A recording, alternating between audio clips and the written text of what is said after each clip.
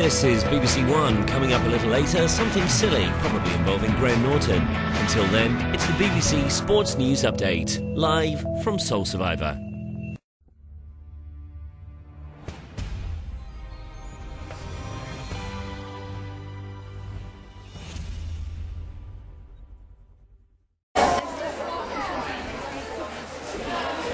Day 4 at Soul Survivor is always Sports Day, and this year provided no end of entertainment.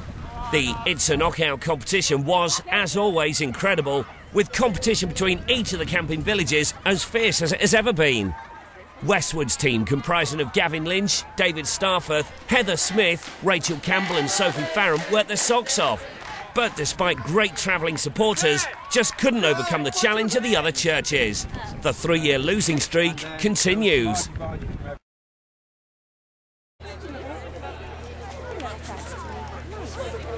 Pre-race thoughts. Ooh.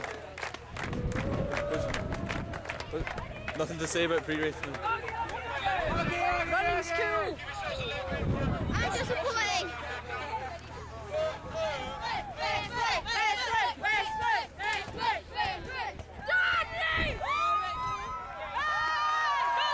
The fun run was a chance for members of Westwood's sporting contingent to redeem themselves. Gavin Lynch, Rachel Campbell and Rachel Henderson did the honours. Again, a strong support turned out to will on all the runners who ran for Tier Fund, a very worthwhile cause.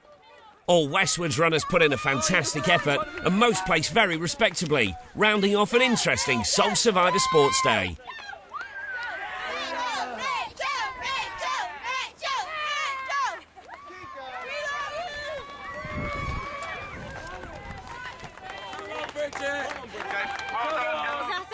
Yeah. How do you feel after that? A little bit ill. Gavin, how are you feeling after your run? Alright, not bad, about 2 miles. Well done. I've done more than my sleep, you know. How do you feel after your run, Rachel? A job well done.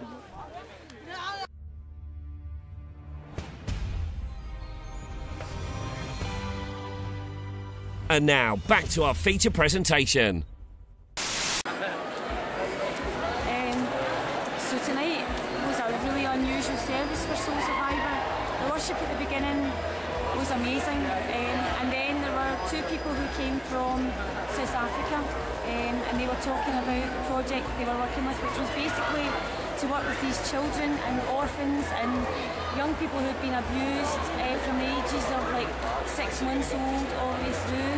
It would break your heart, and it obviously broke their heart, and God had broken their heart for this work. It was incredibly emotional, and the point of it was that these people stepped out in faith to do something. Both had been in business, had wealthy backgrounds and whatever, and they gave that up to follow what God wanted them to do. And now their next project is to set up a farm where they're going to have lots of children coming and living there under parents that are going to be brought from the local communities, and they'll be fed and clothed and looked after and educated. And then after that we were asked to do something for God and to step out for God in whichever way that was going to be in mission, whether that was on your doorstep in East Kilbride, in Hamilton, in Scotland and wherever it is, but just to step out. And we were asked to go and make a commitment, and lots of us did that tonight, and it will be really interesting over the next wee while just to see if we can not only be committed to it tonight, but it'll be an ongoing thing, and we'll see God just being blessed through what we can do. This was an incredibly emotional thing. There wasn't any big wind up to it. There wasn't any big kind of songs or anything like that in the end.